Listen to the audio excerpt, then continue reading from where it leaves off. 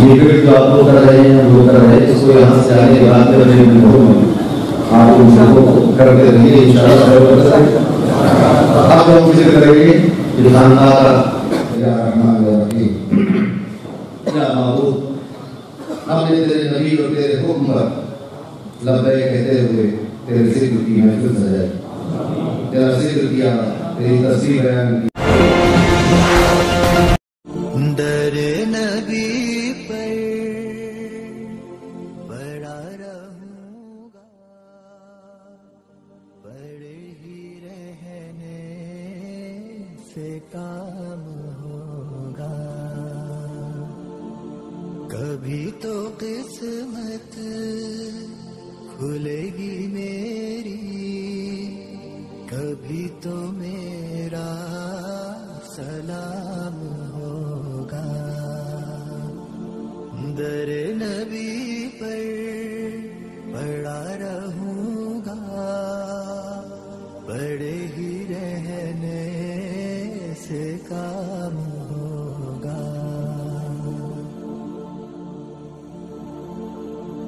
خلاف معشوق کچھ ہوا ہے،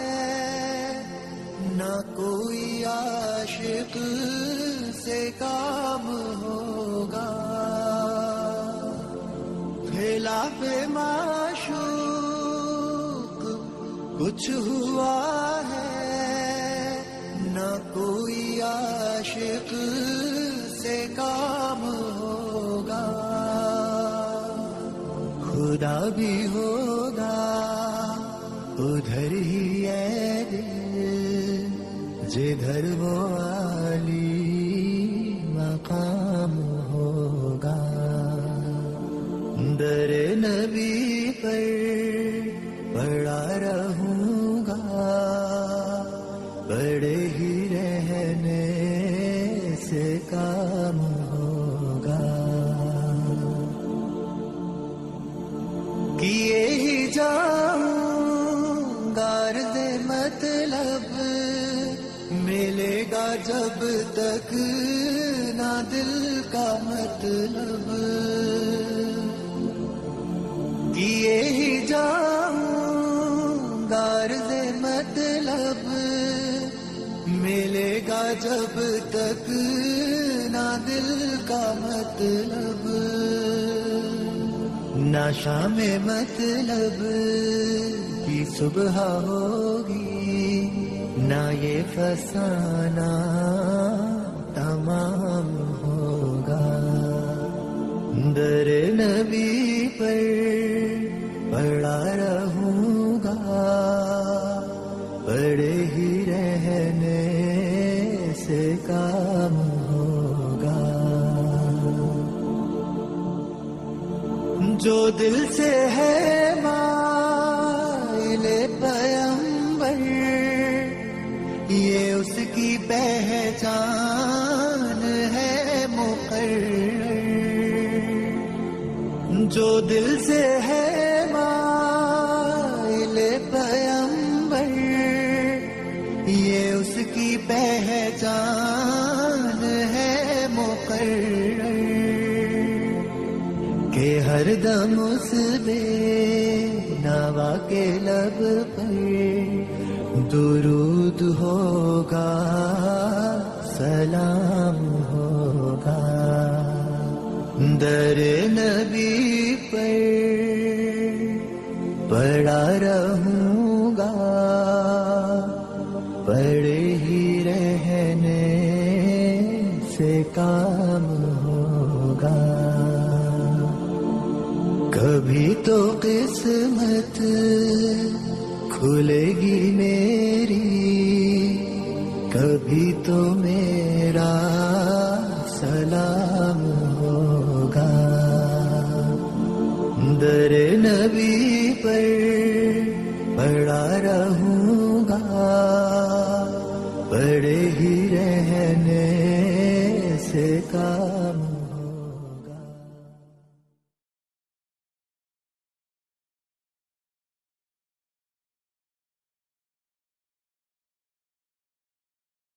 صلی اللہ علیہ محمد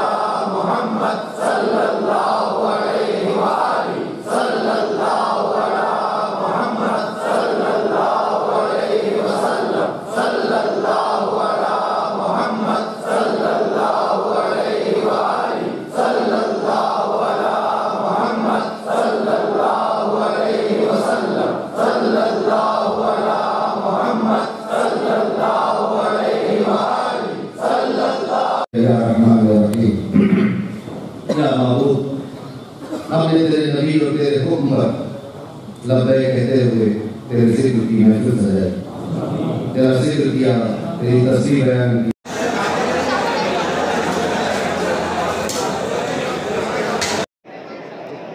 بسم اللہ الرحمن الرحیم، نحمدہ ونصلی ونسلم علی رسول کریم۔ آج ہم لوگ جس بارگاہ میں حاضر ہیں ان کا نام امام الاولیاء حضرت سیدنا شاہ بہاؤالدین انصاری قادری شتاری ہیں۔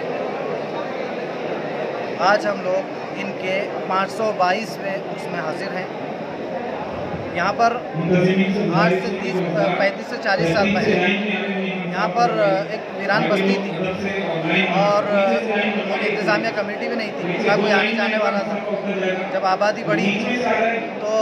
بدایوں شریف میں جو یو پی میں ایک شہر واقع ہے، تاریخی اور قدیمی شہر ہے، وہاں کے صاحب سجادہ خانقاہ عالیہ قادریہ کے صاحب سجادہ حضرت علامہ و مولانا شیخ عبدالحمید محمد سالم قادری بدایونی رحمۃ اللہ تعالیٰ علیہ رضی اللہ تعالیٰ عنہ نے آج سے 35 سے 40 سال پہلے یہاں پر عرس کا باقاعدہ آغاز کروایا۔ ابتدا میں تو بہت کم لوگ ہوتے تھے اور ہلکے ہلکا بڑھتا گیا، اور انہوں نے اپنی کوششوں سے اور اپنی محنتوں سے انہوں نے یہاں پر بڑے انتظامات کیے، اور یہاں پر اس کی وسیلے سے اور ان کے آنے کے بعد سے یہاں پر لوگوں کا آنا جانا شروع ہوا، اور آج اتنی بڑی شکل میں یعنی تقریباً یہ صوبہ مہاراشٹر کے جو چند بڑے آراس ہوتے ہیں، جو چند بڑے عرس ہوتے ہیں، ان میں سے ایک یہ عرس مانا جاتا ہے۔ اور اس کے عرس کی سب سے بڑی خاصیت یہ ہے کہ اس عرس میں نہ تو میلے لگتے ہیں، نہ اس عرس میں خرافات ہوتی ہے، نہ اس عرس میں غیر شرعی اور حرام کاموں کا ارتکاب ہوتا ہے۔ یہ اس عرس کی خصوصیت یہ ہے کہ یہاں پر سب سے زیادہ اہم چیز جس پر فوکس کیا جاتا ہے، جس پر توجہ دی جاتی ہے، وہ یہ ہے کہ یہاں پر نماز کی طرف رغبت دلائی جاتی ہے، تزکیہ و تصفیہ پر توجہ دی جاتی ہے، حلقہ ذکر کروایا جاتا ہے۔ جیسے کہ اس 522 سے جو عرس میں ہم جو حاضر ہیں، اس کی ترتیب کچھ اس طرح سے رہی کہ کل رات میں جو صاحب عرس ہے، جن کا عرس ہم منا رہے ہیں، ان کے پیر و مرشد جن سے ان کو خلافت ملی، ان کا نام تھا حضرت سیدنا شاہ احمد جیلی رضی اللہ تعالیٰ عنہ۔ ان کی یاد میں ایک محفل منائی گئی۔ اس محفل کا اختتام عشاء کی نماز سے پہلے ہو گیا۔ عشاء کی نماز ہم نے ادا کی، اس کے بعد لوگوں نے لنگر عام تناول فرمایا، اور اس کے بعد سب لوگ اپنے اپنے آرام میں لگ گئے۔ آج فجر کے بعد سے کچھ اس طرح سے ترتیب تھی کہ فجر کی نماز کے بعد لوگوں کو آرام کا موقع دیا گیا، اور کچھ لوگوں نے قرآن خوانی کی، اور تقریباً 9:30 بجے پرچم کشائی ہوئی۔ پرچم کشائی کے کرانے کا مقصد صرف یہ ہے کہ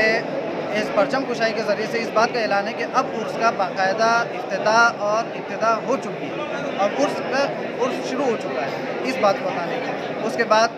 ایک محفل ہوئی جس میں نعت و منقبت کا اہتمام ہوا، اور لوگوں نے جو ہے اپنے اپنے عقیدت کے نذرانے پیش کیے، کسی نے نعت پڑھی، کسی نے منقبت پڑھی، صاحب اس کی شان میں منقبتیں پڑھی گئیں۔ اس کے بعد ظہر کی نماز ادا کی گئی، لنگر کا اہتمام ہوا، پھر ظہر کے بعد قرآن خوانی کا اہتمام ہوا، لوگوں نے قرآن خوانی کی، فاتحہ کا اہتمام ہوا۔ پھر عصر کے بعد ایک اور محفل کا یہاں پر انعقاد ہوا، اور ساتھ ہی ساتھ صاحب عرس کے مزار کی سندل کا بھی اہتمام کیا گیا، سندل اور چادر پوشی کا بھی اہتمام کیا گیا۔ مزار کو غسل دیا گیا، وہاں پر سندل کا اہتمام کرنے کے بعد نئی چادریں پیش کی گئی، اور مغرب کے بعد حلقہ ذکر ہوا، اس میں جو ہے جو چند صحیح احادیث سے جو وظائف اور اذکار آئے ہیں ان کو ذکر کا ان کو جو ہے ان کا ورد کیا گیا۔ ساتھ ہی ساتھ جو حضور صاحب سجادہ جو اس وقت جو گزشتہ صاحب سجادہ جن کا میں نے آپ کے سامنے نام لیا تھا، ان کے جانشین اور ان کے صاحبزادے حضرت علامہ مولانا شیخ عبدالغنی محمد عطیف میاں قادری عشقی بدایونی ازہری، یہ فی الوقت یہاں کے صاحب سجادہ ہیں۔ انہی کی سرپرستی میں، انہی کی نمائندگی میں اس عرس کی ساری تقریبات انجام پا رہی ہے، اور عرس کا جو ہے یہ سارے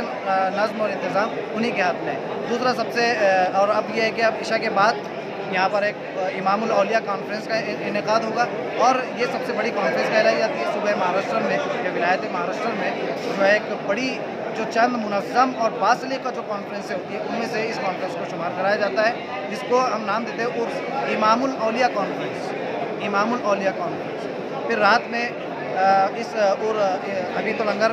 مغرب کے بعد جو ہے لنگر کا اہتمام کیا گیا، اب اس کے بعد عرس امام الاولیاء کانفرنس ہوگی، اس کے بعد لوگ جو اپنے اپنے آرام گاہ پر چلے جائیں گے، اور فجر کے بعد ایک فاتحہ ہوگی جس میں جو ہے قرآن کی تلاوت کی جائے گی، چند آیتیں پڑھی جائے گی، سورتیں پڑھی جائے گی، اور عرس کا جو ہے اختتام عمل میں آئے گا۔ اور ساتھ ہی ساتھ اب میں یہاں پر یہ بتانا چاہتا ہوں کہ جو انتظامی امور جو یہاں پر جو سنبھالتے ہیں، جو ناظم عرس یا ناظم اس لیے پورے سسٹم کے جو ناظم ہیں، یہ پورا سسٹم جو چلاتے ہیں وہ ہے جانشین خلیفہ تاجدار اہل سنت، جن کا میں نے آپ کے سامنے پہلے نام لیا تھا، حضرت شیخ عبدالحمید محمد سالم القادری کے ایک وفادار جانثار مرید اور خلیفہ حضرت حافظ عبدالقیوم قادری راجی پوناوی صاحب، وہ یہ پورا سارا انتظام سنبھالتے ہیں. اور ان کے ساتھ ساتھ ان کے شانہ بشانہ جو 2-4 احباب جو ہے، جس میں سے مرحوم ہمارے غوث محی الدین جیلانی صاحب، جن کا بھی